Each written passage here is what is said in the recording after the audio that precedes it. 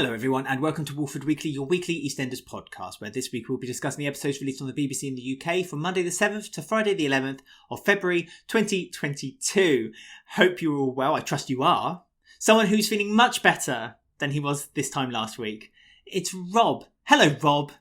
Hello, how are you? I'm much better than I was last week. I think it's fair to say subhuman last week by the end of it. I really wasn't well. I can't do it anymore, the hangovers. I tell you, as you get older, don't get older, listeners. That's if you take any lesson from Walford Weekly, just don't bother getting older and just remain young, and just so you can party every night. And do you remember the days when we used to be able to party till 3 o'clock in the morning and then get up for work at 8 the next morning, and we were absolutely fine with it, and we'd be fine by lunchtime. Can't do that anymore. No. You need a whole 2 days to recover, and even that's kind of just pushing it to the very limit. I mean, I had a couple of glasses of wine a couple of days ago, and I swear to God I couldn't get up past before 7 o'clock. I was laying in bed just eyes squinting, red bloodshot. I wondered what time you were going to say there, and I knew it was going to be early, but you say 7 o'clock as though that's could you not believe I couldn't get up past 7 a.m? Honestly, I don't know. That's up at 7 every morning late. by choice, Alex. That's not normal. No, it's not late. That's not normal. Up at 7 a.m. by choice. Well, for work, I have to get up at 6:15, and then I have to leave the house for 7. So, with where I am now at. So, yeah. Sorry, am I upsetting you? I can tell by your face. No, not at all. Not at all. I just don't know how anyone does that. I've never been an early riser. Never, ever been an early riser at all. About 10 o'clock is about a good time for me to get up. I'm happy with that. But, Fair enough. Everyone, each their own. But Ben is a bit of a night owl. So he kind of does a bit of writing. When I've gone to bed at 10, he's downstairs tapping the keys away till midnight, 1 in the morning, and then proceeds to make as much noise as he can as he stomps up the stairs and gets into bed. Not that I'm moaning, it's all fine. Never. Anyway, we're not here to talk about our morning routine.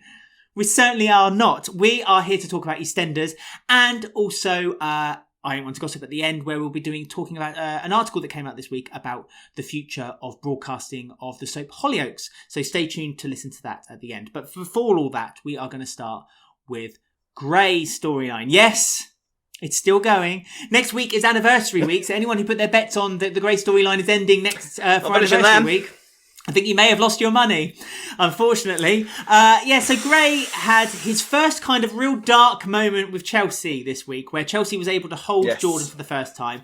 Gray ended up being busy, I forget what with, but he was busy with work or one thing or another. Mm-hmm. And so he got a bit upset with Chelsea because Chelsea seemed to be, in his eyes, kind of boasting and gloating that she was able to finally hold Jordan and he wasn't.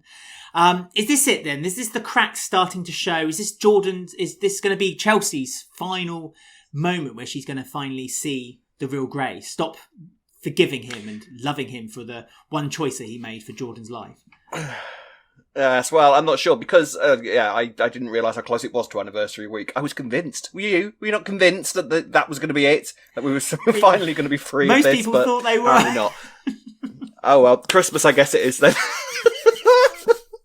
Well, yes. I did think that he was actually going to strike her this week. I did wonder if that was where it was going, but he managed to resist that. Yeah, I think, but the big thing about this week was the fact that Whitney has finally decided, I've had enough of this. I was like, what have you been taking? The drug that the rest of us have been taking about this, Whitney. And finally decided she realised that Chelsea was clearly not moving. Chelsea had decided that she was staying where she was. She was like, right, enough of this. I'm going to go to the police. And went to the police, which is what we've been yelling at the screen for one of them to do for the past 2 months or so. Went to the police. And again, anybody go to the police, please. I don't know why we've decided to put our faith in Walford Police as though they were going to be any use whatsoever. Because she went to the police station and the policeman sat down and looked at the evidence that Whitney presented him, which was the messages on the forum. Whitney didn't do anything wrong as far as I'm concerned. She did exactly what we needed her to do. It was like, right, cool, finally, maybe this is it. He's going to get caught. And the policeman was basically like, right. Like that Gemma Collins meme, you seen it? It was like, right, yeah, what? Like, that wasn't enough. Wasn't enough. Can you prove that this is Chantel? Can you prove that Chantel wrote these? And can you prove beyond reasonable doubt that these messages, where she's scared for her life, that she's talking about being beaten and, basically clearly in an abusive relationship, can you, with any reasonable doubt, link that to her murder? And Whitney's like, isn't that your job? But yeah, still, he continues to get away with it. Honestly. But then what's this? Because we've seen this policeman quite a few times before. It's been a while because he's grown a beard since we last saw him. But what is this guy's name? He has a stunning beard. I was a bit jealous of his beard, actually, to be honest with you. I don't think I can keep up. DCI Arthurs. DI Arthurs. Okay. So, so Arthurs decides to come to the square and maybe do a little bit of digging around because Gray is sort of hanging around the mosque because he's now convinced that Tina's body is going to be found. The body is not going to be found. I swear to God, they're trolling us at this point. They are. They've got to be trolling us at this point because this guy says, right, we're going to dig up the floor, and Gray's like, worried. For what? What? How much does it cost to rip up a floor? Well, and also to stop a gas leak from happening and an explosion. Surely that's in the public interest to find the money to stop people dying. Exactly. We ran out of funding. They are trolling us. They're doing it deliberately now. They're doing it deliberately now. I swear to God, because this guy came out and was just like, "No, we're not doing that." Yeah, Alex gets nosebleeds when he's stressed, so I can see that happening by the time this podcast finishes. But you're wearing a red hoodie, so I'm sure it'll be fine. Yes, No. Yeah, so Gray's kind of sat there worrying about this, and then this guy comes out who's working on the mosque. It does not look like it doesn't look like it's been touched by an explosion of any sense whatsoever. There's not a hole in the wall. It just looks a bit dusty inside. It looks fine. And he kind of goes in and says, right, yeah, no, sorry, no funding. So yeah, I guess that's not happening now. And then just saunters off, and Gray's like, oh, good, great, fabulous. And then Arthur's turns up and another bit of luck for Gray. Yeah, and then Arthur's turns up and says, fancy a cup of tea? And Gray's kind of like, yeah, nice cosy chat. Why? Sure, why not? And so Arthur sort of does his kind of, what I assume he assumed was sort of probing questions. Doesn't really get anything out of Gray whatsoever, and tells Whitney that she needs to get over this obsession that she's got, that she's apparently got. So we are once again no further ahead in anything. I mean, DCI Arthur's literally told Whitney, basically, stop being a woman. Stop being so soft. Yeah. And just go get your hair cut and shut up whinging. He's done nothing wrong. Yeah. Do something nice to yourself. Get yourself pampered because you'll be fine. Honestly, a little lady tap you on the head. Go to a spa. So insulting. I swear so insulting. So yeah, so many things wrong. They found no funding, so they can't carry on investigating the argy-bargy. Nonsense.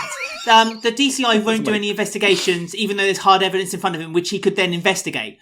Nonsense. Has a conversation with Gray, nice cosy little chat, and because they're both men together, he thinks, no, he's an alright guy, I believe him. Nonsense. Absolute nonsense. And as you say, we're going to carry on doing this, aren't we? What? Why? Why are we going down this road? Why, Rob? Do you realise?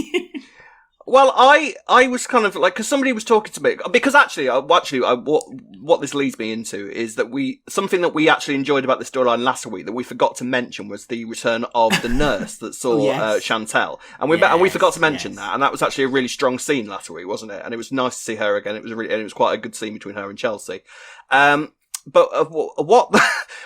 Because somebody said to me, oh, but again, it's one of those things that we haven't seen this nurse before. So it's like, actually, no, we did see this nurse. And I had to go on YouTube and find the clip to prove it to him. Do you know when that clip was from? September 2019. This storyline has been going on since before COVID started. This story's been going on since before I joined the podcast, Alex. That was a year before I joined the podcast. We did kind of give them the benefit of the doubt because of COVID. We said, maybe because of COVID, perhaps they had to take a bit of a misdirection. Maybe that, we can learn a bit more. There's that whole story of where they've been locked up together during lockdown in March. There's that big story of Chelsea and Gray. No, none of that. No, they just decided to take the serial killer route instead. And then they mucked up. They made a mistake. And they're desperately they're just tying themselves in knots. They're just tying themselves in knots. They don't know where to take this. It's like they give themselves a way out, and then decide that that's not the what. It's like, no, we could do better than that. Cancel that. We'll try again. We'll do better than that. Last week we were so adamant that Shirley was going to basically put 2 and 2 together, work it all out, find Tina's body, anniversary episode, all done and dusted, 2 weeks, lovely, all finished, now we can move on. No. How's Tina's body's going to be found now, then? They must have to Because I find thought that it. was the whole point of this. That was the whole point of this, wasn't it? Because we've been shown that Tina's body is under the floorboard, so presumably, at some point, Tina's body is going to be the catalyst to what actually ends this. But if there's no funding, then what needs to happen? I don't understand. I don't understand how we get out of this. But also, I feel like I'm in Groundhog Day. No, nor do I can't do it anymore, Alex. it's exactly what it is. It's a Groundhog Day situation. Like, they're going to take out a groundhog and see how many more days we're going to find that Gray is going to continue having this storyline where he seems to luck out from being found out. Gray-hog Day is what this will now be known for. This is Gray-hog Day, and we've been, honestly. So it goes on, it continues. I couldn't even begin to offer you a guess as to where or how or what is going to happen next. I'm just gonna sit here and just wait for it to happen. It will happen one day, Alex. All right, that's all we need to remember. It will happen one day soon. What if it doesn't, though, Rob? What if it doesn't? What if it's going to be a story that will just continue for the life of the EastEnders? Like, Gray will be on the soap for years and years and years. I don't know. I really don't. What if it but never there we ends? go. So, I know. It's like this government. They're just going to be there for years and years and years. But there you go. So, well, maybe the DCI will give Gray a questionnaire to fill in instead of actually being questioned. Yes, time, maybe. That he can just fill it in for the privacy of his own home, like our government have right now. Yeah, political. Yeah, there you political. go. But I really, Satire. really would be interested in people's opinions on what they feel like this story. How this story feels for them. Like, how do you feel? Are we the only ones that feel like this is going on forever, or do you feel the same way as us? Comment below if you're watching this on YouTube, or get in touch with us on Twitter and Instagram with the details at the end of the show. Yes, because to be fair, when me, Alex, and Ben are 3 very different people. Okay, we are different people. We're not all one conglomerate. We are 3 different people with different opinions. Okay. And when, yeah, that's the word I meant, yeah. And then, when we have differing opinions, that's how debate happens, and that's how conversations happen on a podcast. If we both love something, then that's quite a happy little discussion. It can get heavy when we both don't like something and there's not an alternative opinion. And I can get that if you are enjoying this storyline, that can be quite trying for you and testing for you to listen to. We get that completely. So please, defenders of the Grey storyline, come through. We will read your comments out and we will listen, and we will not take the mick too much, I promise. Yes. No, please do let us know all angles of the Grey storyline. Let us know and give us some ideas and suggestions as to how you think that they could possibly end this. How is Tina's body going to be found? Let us know in the comment section or on the social media. I really do look forward to seeing a difference of opinion on it, because it's, as you say, it's it must be quite frustrating with people who are loving this story, hearing us kind of just getting wound up week on week about it. But there's another story now we need to talk about. And that is Vinny and Dotty. It's a very small story, and I think it's a setup for next week, where Vinny is kind of... Vinny's still not worked out that he's being led by Dotty in order to kind of like keep him sweet. And so Vinny kind of set up some dates with Dotty this week, where Dotty kind of dressed up to find out that she was just going to go to the Kathy's Cafe. I mean, I'd dress up for Kathy's Cafe. It's the hangout place to be. Too right. You get to talk to Kathy, and you get to have a latte. Well, what do you want? Lovely. That sounds like what a lovely time to me. Nothing. Ungrateful cow. Honestly, I'd go to Kath's. I would request it. And unless Kath's working, I don't want to go there. So, Dotty needs to get a priority straight, in my view. Of course, all of this is because Vinny finds out that it's Dotty's birthday, isn't it? Because she gets a card from Dot, which she's kind of thrown in the bin, I think, because Dotty's doing one of those moments where she's just sort of like, I can't deal with any of it. Throws it in the bin, and then Vinny finds it and sort of realises, perhaps this is why Dotty's being a little bit off with me, is because I've not given her any plans to celebrate her birthday in any which way whatsoever. So he's now organising a big old do, which I suspect is going to be for Dotty's birthday over the Valentine's Day / Dotty's birthday, isn't it? And I doubt Dotty will appreciate it somehow. She doesn't seem to be in the mood for celebrating at the moment, really, does she? Not really. And also Keegan has warned Vinny this week to say that basically if you're organising a party and thinking that people are going to turn up, it's unlikely people are going to turn up. So he's hired out the whole of E20 under Dotty's nose. It's kind of weird how Dotty still didn't figure out. She saw the booking and was like, but that's our busiest night. Why you hired out the whole of it? No, it's fine. It's a mate. Well, what's your mate's number so I can phone him? Well, I don't know. Like, nice one, Vinny. Smooth. I mean, him and Gray are kind of like on the same kind of wavelength of how they seem to get away with things without, really planning or anything or trying. And I think this could be the final straw with Dotty. I think Dotty and is going to have some really nasty words to say to Vinny next week. And I really feel bad for Vinny because I know he's lovely. He's so sweet. He's like this sweet one, isn't he? Of the Panesars. He really likes her as well, doesn't he? He really fancies her.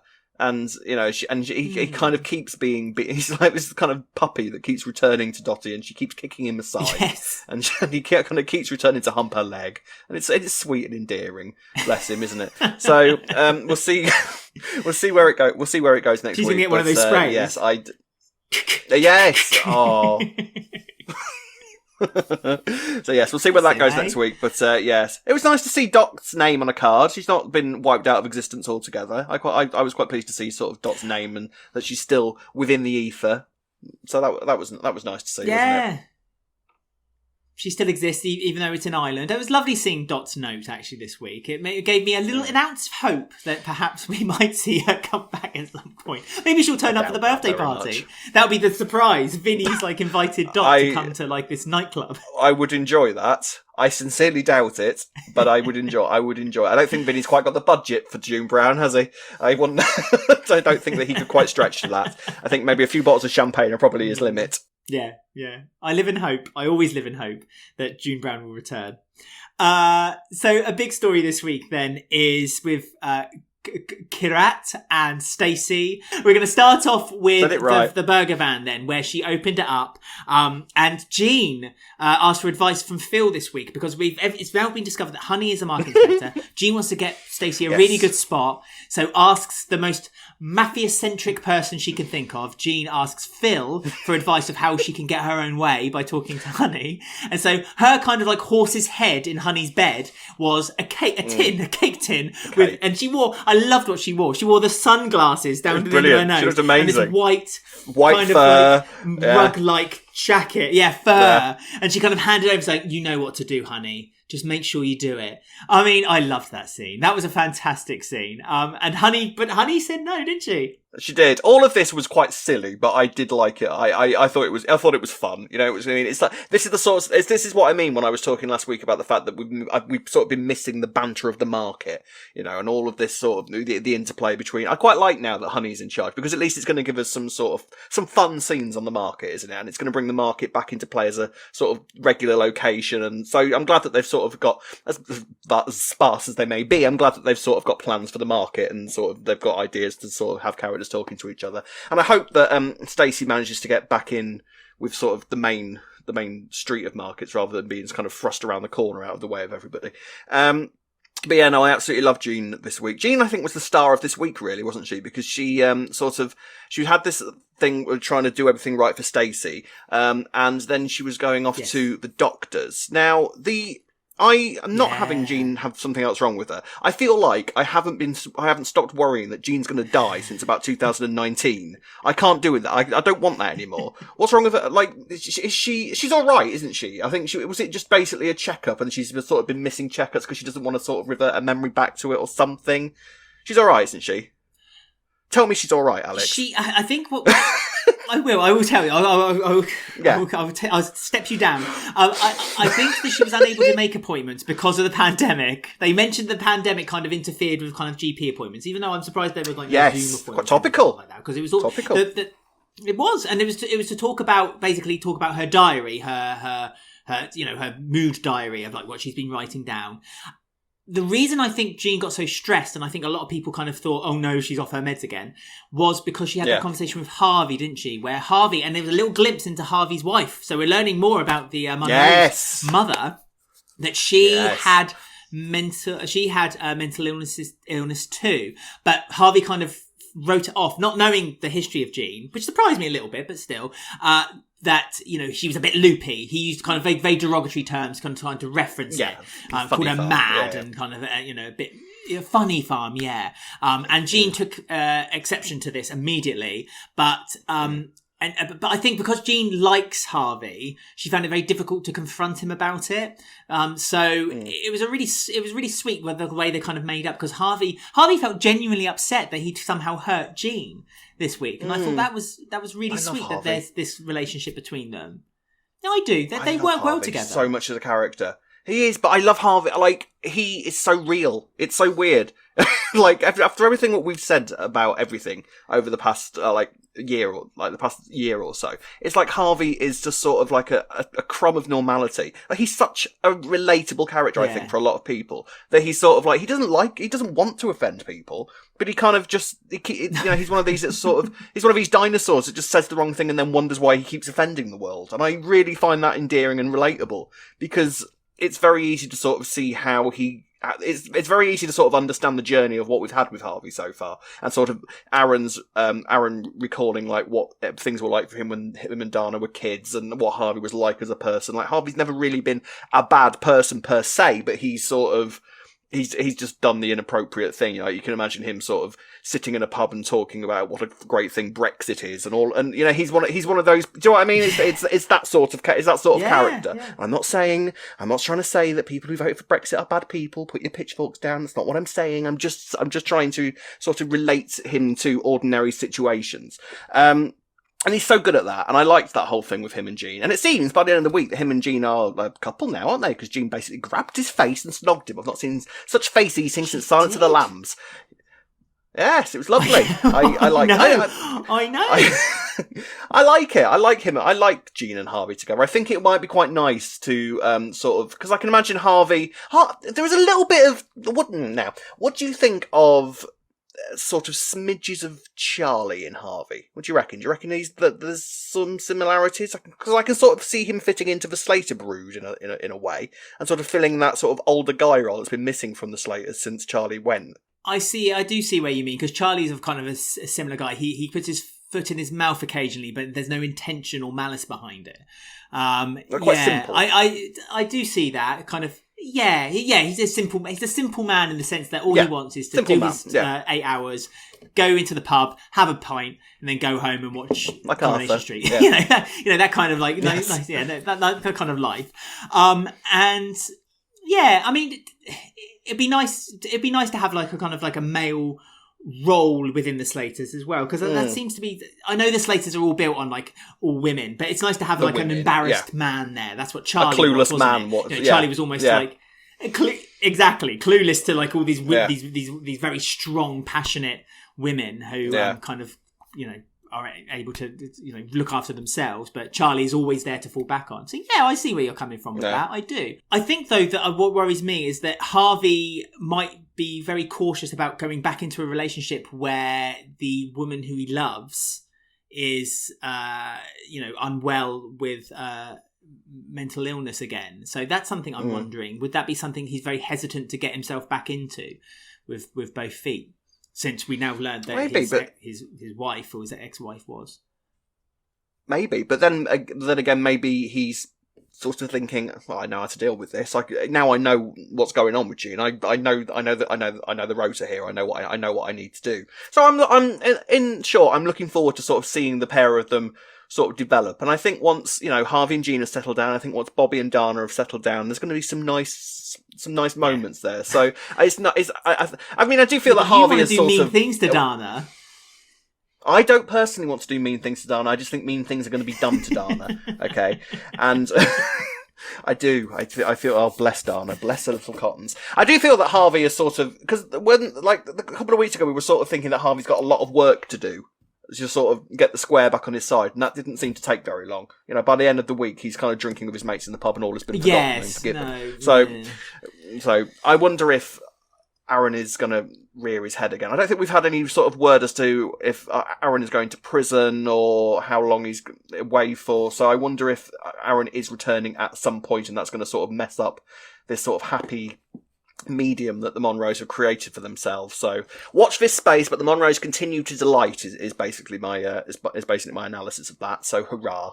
They certainly do. And we'll be talking a little bit more about Stacey and Kheerat's story right after these messages.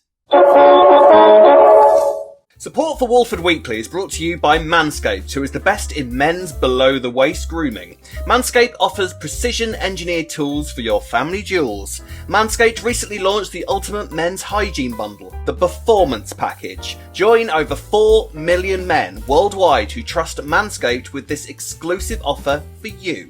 20% off and free worldwide shipping with the code WALFORD at manscaped.com. If my maths is correct, that's about 8 million balls. Well, Rob, we are honoured to have such lovely equipment sent to us to talk about from Manscaped. And I understand that you haven't had the honour of playing with some of this stuff. So you're going to do it live right now in front of us. I haven't used. Obviously, I've used the trimmer, and we've been sent lots of downstairs deodorant and lots of downstairs toner and all that sort of thing. Thank you very much, Manscaped, for this. Honestly, this is great stuff. It smells really nice. It's really high quality stuff as well, actually. But what I haven't used yet is this torture device looking thing here, which is actually an ear and nose hair trimmer. Now, like I said, I've never used this before. Is this going to hurt? No, honestly, it's absolutely gentle and it's good on the skin and it's waterproof as well. So you can use it in the shower, or if you don't want to, you can do it out the shower and you get given this like little newspaper mat as well. So all your hair can drop down and it can be cleaned up very easily just by crunching up the newspaper and throwing it into the bin. I mean, how much hair do you think I've got in my ears? Right, hang on then. Stick it in your ear, go on. We all want to see. Okay. Ooh. Do you know what? I can feel that working and cannot feel a thing. That doesn't hurt at all. So, yeah, that's good. That's really, really good. Yeah.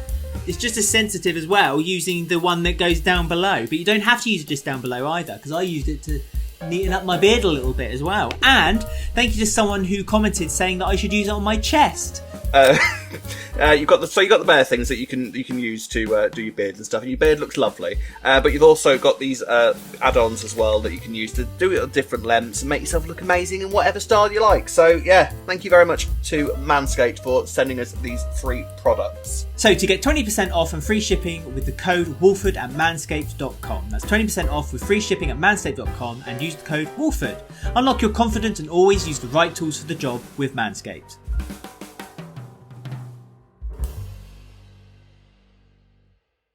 Hello and welcome back. I'm glad you can join us again. And as I mentioned prior to the little break, we're now going to talk about the love affair that is Stacey and Kheerat. I mean, I was very, very jealous of Stacey this week. Like, yes. It was so sweet as well. Like, I love the little gestures that Kheerat was doing this week, where he kind of paid off the van but didn't tell her the difference, so then she wouldn't know. Then he got sick on her onion sandwich because they used off mayonnaise, but he still forgave her. Everything.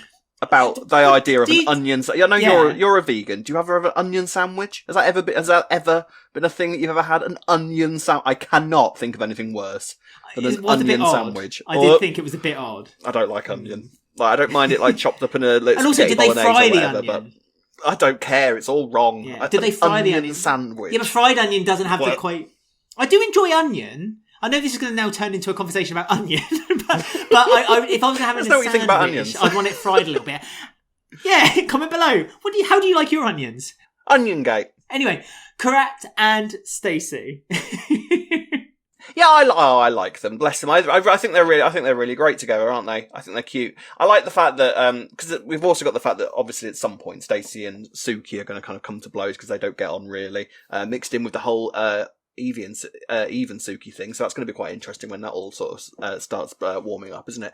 But yeah, Kheerat's an old romantic, really, isn't he? I think it's quite. I think he's sweet. Like he and he's so dashing. I get it, Alex. Don't get me wrong. I get it. I get the hotness. Dashing. I get the hotness of the Kheerat. He's not Zack, but he is. I get it completely. Yeah, I mean, and they've shared a proper kiss this week again. You know, it was kind of a theme this week, wasn't it? Of sort of like love relationships and, you know, sort of people kind of, yearning and wanting each other, and you can tell it's Valentine's week. But yeah, I know I like Kheerat and Stacey a lot. So, but so I mean, is that them again? So they've kissed now. So I don't. It's not like they've. It's not like either of them are with anybody. So they're both perfectly free and single to do what they like. So surely this is pretty much them done now, isn't it? They can begin a relationship. Surely, can't they? Yeah. I mean, it's been building up for a month, hasn't it? It's like because they slept together, but they always said that there was going to be a one-off thing, and ever since that, it's kind of triggered something between them where you can see that they kind of flirt with one another, and the relationship's been very feisty as well. Where when Stacey broke into the Panesar house to use their shower, Kheerat kind of like, it was very, very, very fiery between them. So I think they've kind of gone through the roller coaster of the beginnings Alex. Of the relationship, and it's kind of led to this. Yes. I know. I do. I quite stan Kheerat and Stacey. Actually, I do worry about what now they're going to do with Martin, because it felt a little bit like the Martin and Stacey thing was kind of back on ever since Ruby got locked up for lying and being, pushing whatnot down the stairs herself, whatever.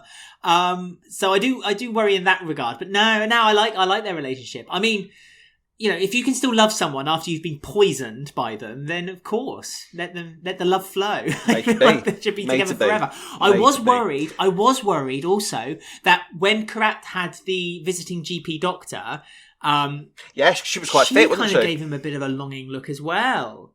Yeah, and she kind of looked at him like, I've seen you throw up. Is that a thing for doctors, do you think, Alex? Do you think that's quite an intimate thing for a doctor? I've seen his vomit. That's it. That's all I need to know. I've seen his insides, so now I can judge. I can love his outsides as well.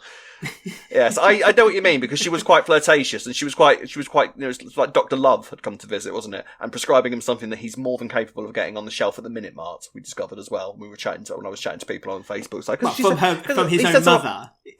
Yeah, well, he said something like Dialatrite or something like that, and I'm fairly sure that I've put that on the shelf as to myself.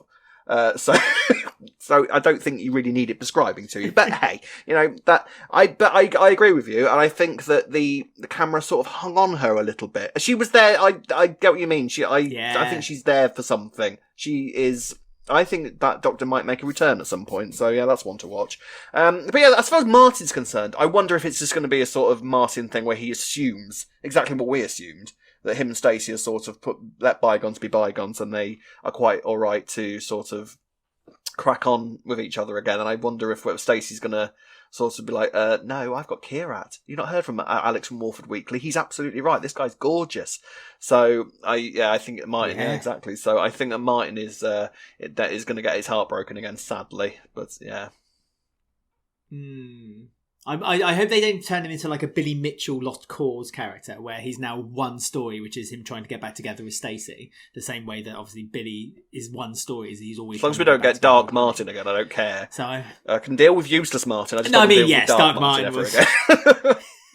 That was an era. That was quite a turn. Like that was a vibe.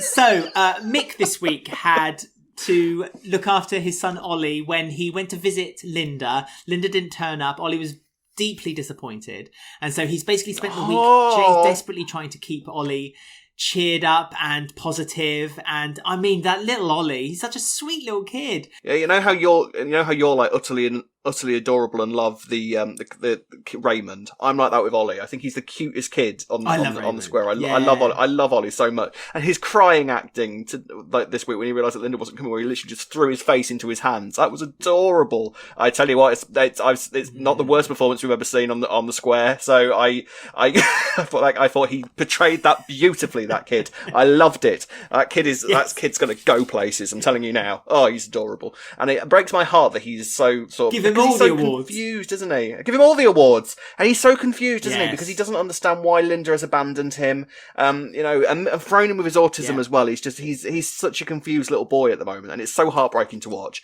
And Mick's really struggling with it at the minute.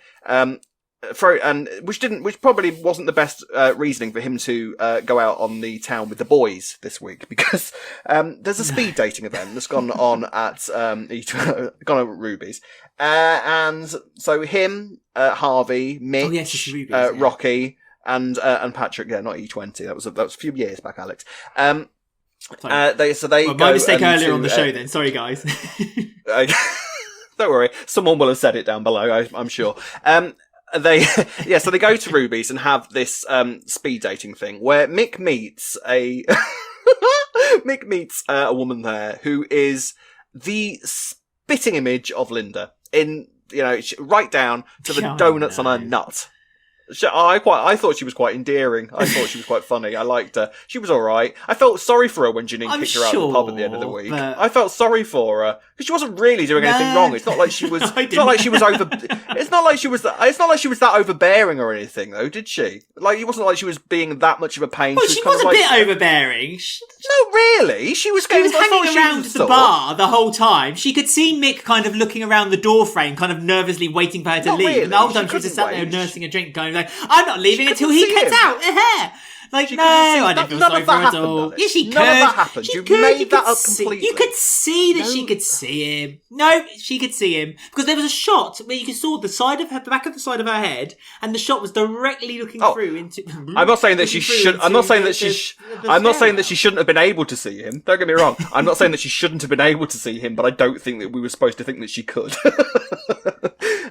But, she thought that Mick fancied her and was flirting with her, and so was brave. It was like, I don't normally do this, but I've turned up. Is he here? Is he here? And I felt sorry for her, and I thought Janine going up to her and basically threatening her with violence until she left was uncalled for and unnecessary. And maybe it's just because I relate to her. Maybe it explains a lot about my circumstances and your circumstances, Alex. Because you do look a little bit like Linda, don't you? So I do. That's the thing. I mean, it's not her fault. It's not her fault that she looks like the spit of Linda. She did her hair like Linda. She really dressed did. like Linda. Really did. They cast her well. So they did. So it's not her fault that she was like that. But I did think she was a little bit like clinging on, and I get it. Perhaps she saw this as like an opportunity to be with Mick Carter. But also, she must have realised that Mick was incredibly drunk when he was talking to her. Like, he was like, every scene he was in, he was sipping more like drunk, like from 9 his cocktail pints, glass. We were reliably told. Yeah. 9 pints. 9 pints of vodka. Lightweight. I can do that. I can do more than that on a night. But at least it gave Janine a good idea for perhaps to kind of like help with Ollie's pain, because obviously the school have got to do a charity event. Mick hasn't come up with an idea yet, and as you say quite rightly, where Janine threatened to beat the poor woman up by putting boxing gloves on, and she ran out the door. Janine was like, light bulb moment. How about a charity boxing match? Now, you watched Coronation Street when Kate Oates was on. Remind me, didn't Kate Oates do a charity boxing match storyline on Coronation Street as well? Yes, she did. She did.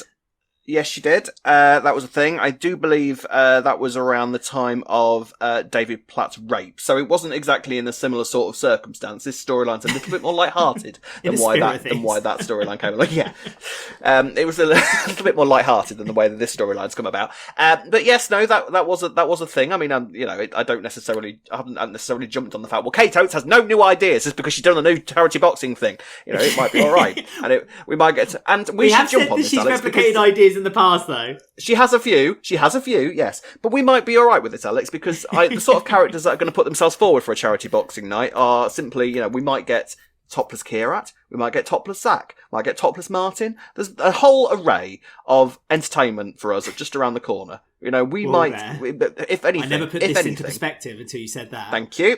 There you go. That's what we're going to get, and I welcome it. Right, best storyline ever, right, Alex? I mean, give it all the awards. All the awards. So, do you think that this could be potentially a dangerous thing for Mick, though? Because obviously we know that Mick gets bad anxiety, panic attacks. Yes. Do you think this is where it could lead? Maybe Ollie sees his dad, kind of spiraling Ollie further into kind of like an attack for himself. I mean, it feels, although you saying that we might see a lot of topless characters on the screen, it feels like this is such a great idea for Mick. No, maybe not. No, it might do. I don't know. I think we could just be overthinking it all completely, and it could just be this was just a way for Janine to kind of get in. Because at the end of the week, Janine has sort of been properly invited back into the fold again, despite Nancy and Shirley's protestations. She's been invited upstairs for fish fingers and beans with Ollie and Mick.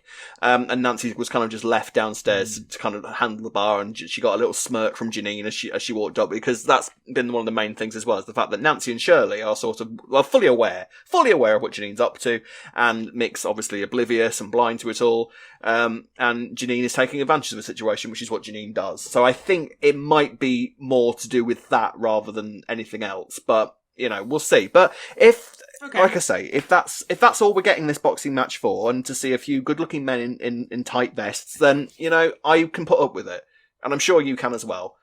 Sometimes you just need to put sacrifices aside and just deal with it, It's going to be fine.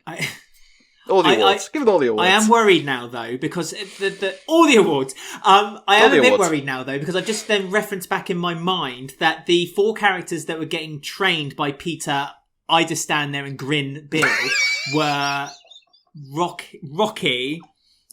Yeah. Were Rocky, Mitch, Harvey, and Mick. So now, all good-looking blokes in their own way. Let's just. All good-looking blokes in their own way, lovely guys, perhaps not the top of our sexual fantasies, but, different strokes, different bloke. No. You might get some of those blokes in a vest, and we might see a completely different side to them, Alex. I welcome it. Let's see what happens. Let us know. Let us know who you want to see in a vest. Stick it in the comment section below next to your opinion about onions. Do it. Oh, this podcast. All the awards. Give us all the awards. Give us all the awards. All the awards. One more story then this week is Sharon, who's moved into Ruby's old house. And she's moved in with Zack and with Martin, and no less than Jada's moved in with Alyssa. Yes. So she is now back. After a bit of convincing by Zack to Sharon. Sharon's also now forgiven Zack, which I thought was lovely as well. So we can have lovely scenes with brother and sister, because I love Zack and Sharon together. They really work really well together, and I do enjoy their relationship very much. Even though we were a bit worried when Sharon first met Zack that she gave kind of like I'm going to sleep with my brother eyes, but it's fine. That's not going to happen. And I wouldn't now, blame so we're happy with that. No. So. No one would have. So they're in this new house, this new kind of story unit. Yes. Jada's back. What kind of trouble do you think Jada can get herself into? Jada is now an official character. She's like, she finds herself smack bang in the middle of the credits amongst all the other characters. So she's here for the long run now, which is quite exciting because I quite like her. And to be fair, what this also does, because we were getting a bit concerned with the whole Phil and Sharon thing, weren't we? It was sort of seeming like Sharon had sort of abandoned that new sort of field that she had to play in, and sort of was kind of trekking back to graze in old meadows. And now it seems that she's sort of been shepherded straight back where she belongs in a brand new thing away from Phil, because Phil and Kat are, I think, sorting out their own thing now, aren't they? Metaphors. So, that was good. I literally, all the awards, that fell out of my mouth completely and utterly. I didn't even think about it. It just came out. All the awards. But yeah, no, I'm quite pleased about it, because essentially, again, this is now a new set for Sharon as well, isn't it? So we've got a new Sharon set, so with a new character set, so she can now be matriarch amongst Jada and Zack and the kid when she grows up. So this is quite exciting. A new era of Sharon, I think, officially. So I welcome this. This is really exciting. It seems that Jada is going to work at Denise. I'm not quite sure how Jada managed to get this job at Denise's, because I assume the thing was that Denise was just sort of impressed by her chutzpah. But to me, it sort of looked as though Jada walked into the salon with attitude, and then Sharon said, "Yeah, can you give her a job, please?" And Denise is like, "Why would I do that?" And then Jada literally says, "This place is crap, and your displays are crap." And Denise is like, "I like you. You're hired." Essentially, what happened, wasn't it? So I think essentially, yeah. So I think all the awards. So I think that Jada is now going to be working at the salon. So that will give her. That'll give her a place. So I like this. I do like it. And I'm glad that Zack's now back in with the brood. Where's Martin living now then? Because wasn't he living with Sharon? So is Martin living there as well? Have they all moved house? Martin's there as well, isn't he? Martin's there as well. Oh, it's all right. Yeah. Oh, great. Then, I like it. So you've got... Yeah. I like it then. So you've got the two lads, and you've got Jada, and you've got the kid, you've got Alyssa, and you've got Sharon. Perfect. Like it a lot. And Sharon and Martin have got a nice amount of history, so that's nice. I'm happy. I was wondering though, perhaps you could educate me, because I'm not an oracle of EastEnders at all, and you watch a lot more of the kind of old classic era than I have. And Sharon was talking this week about that she'd lived in that house with Den and Angie. I can't remember any of this. Can you educate me on this, please?